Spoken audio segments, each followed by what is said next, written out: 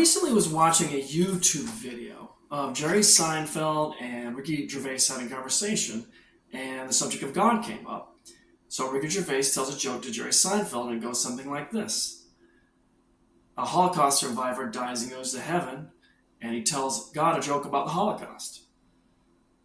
And then God's response to the man is, well, that's not funny. And the response the man gives back to God is, well, I guess you had to be there. So, being that Ricky Gervais is an atheist, this is a jab at the belief in God. Now, I don't want to make this video all about Ricky Gervais, or Jerry Seinfeld for that matter. I'm a big fan of the Seinfeld show. I don't really know particularly what Jerry Seinfeld's religious beliefs are. I do know that Ricky Gervais is an atheist. But one could argue that God did stop World War II. And Ricky Gervais's argument is that he didn't. So it's silly for us Christians and people of faith, Jewish people, Muslims, to believe in God. If there is a God, why did he stop it? And if there's a good God, why didn't he stop it? But one could argue, didn't God stop it? Are we still fighting World War II? Didn't the Allied forces get together and stop the Nazis?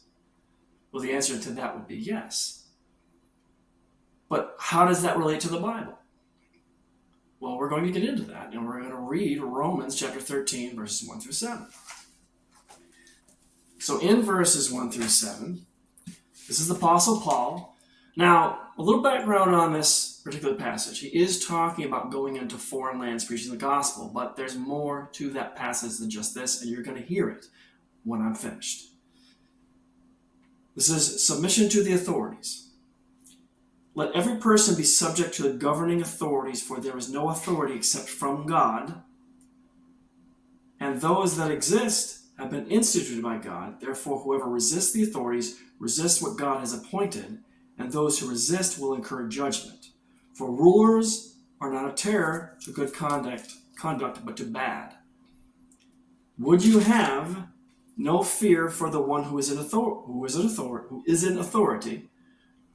Then do what is good, and you will receive this approval. For he is God's servant for your good.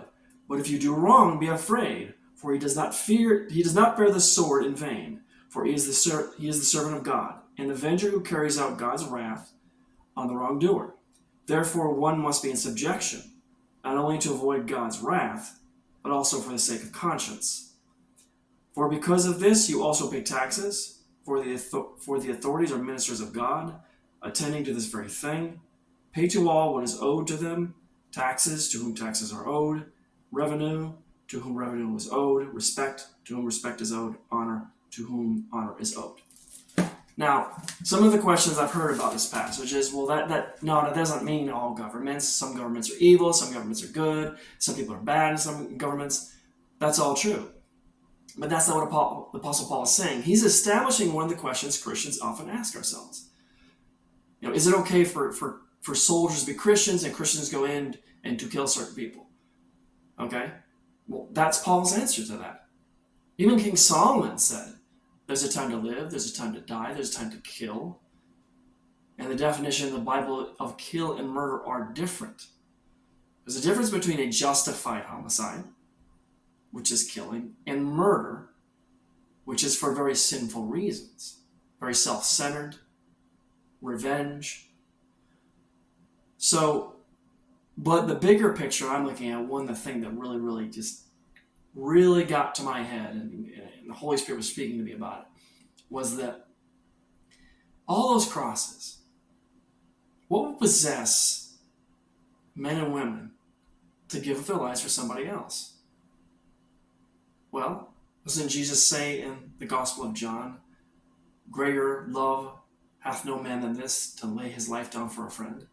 And did not Jesus lay his life down for us? Isn't he our best friend? Would Jesus expect us to lay our lives down?